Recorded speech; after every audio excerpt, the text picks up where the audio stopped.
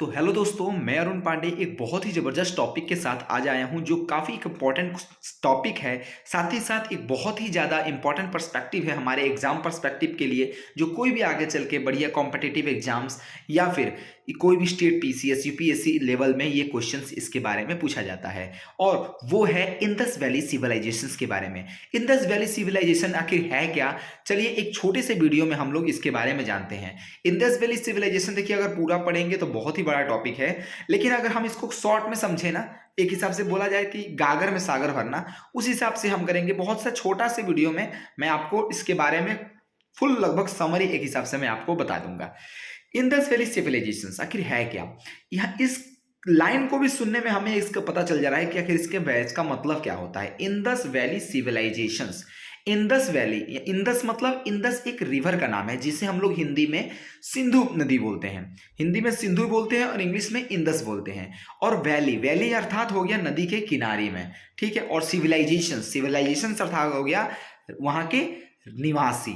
ठीक उसी प्रकार इसी को तीनों को अगर हम मिलाते हैं तो इंडस वैली सिविलाइजेशन यानी कि सिंधु घाटी सभ्यता, यानी कि सिंधु घाटी के आसपास में जो रहने वाले लोग थे, जो वहाँ के निवासी थे, इन्हीं लोगों को सबको मिला के सिंधु घाटी सभ्यता या फिर इंडस वैली सिविलाइजेशंस बोला जाता है। होता क्या कि जब हमारा जो पुरातन काल में, जब हमारा मतलब पाषाण काल में अगर हम लोग चले जाएंगे, जो स्टोन एज हो जिसे बोलते हैं, स्टोन एज के बाद एक मिडिल एज आया। मिडिल एज में क्या हुआ? सबसे पहले मैं एक, अगर इसके बारे में जानना है तो छोटा सा हम इसके बताते हैं बारे में। होता क्या था कि सबसे पहले कोई स्टेज था, वो था स्टोन स्टेज होता था। स्टोन स्टेज में क्या होता था, उस समय लोगों को उतना बारे में कुछ पता नहीं था। बस आग का वो लोग इन्वेंशन कर लिए थे, आग कैसे निकालते हैं, आग वो लोग खोज कर लिए थे। और जो भी चीज काम करना होता था, मैक्सिमम काम वो पत्थर से करते थे उस समय। जो हमारे मानव जाति के, जो आदि मानव के वासी उस समय थे, उस समय कोई भी कार्य अपना पत्थर से करते थे। जैसे कि पत्थर से हथियार करना, चाहे जो भी काम हो पत्थर से रगड़ के वो लोग आग भी निकाल दिए। ठीक उसी प्रकार जब जैसे जैसे आगे बढ़ा वो लोग धीरे धीरे डेवलपमेंट उन्हें होने लगा।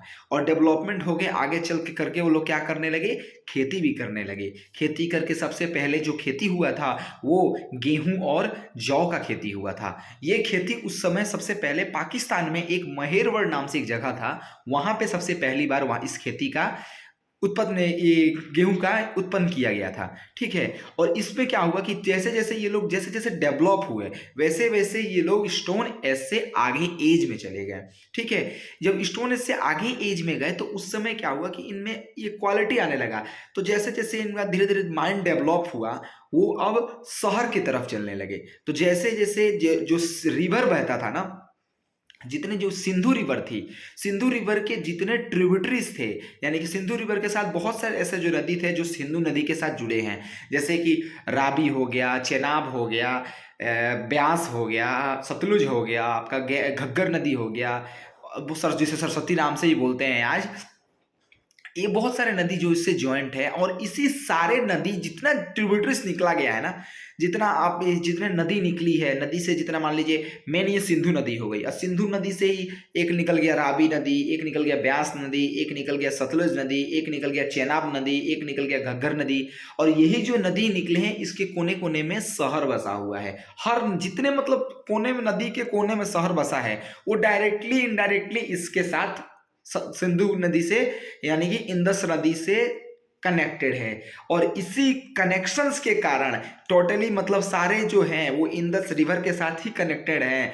उसे ही हम लोग इसीलिए इसको इंडस वैली सिविलाइजेशन बोलते हैं। ठीक है, क्योंकि इंडस वैली के साथ में वो लोग रहने वाले हैं, सिंधु घाटी के निवासी हैं, इसीलिए सिंधु घाटी सभ्यता इसको बोलते हैं। ठीक है।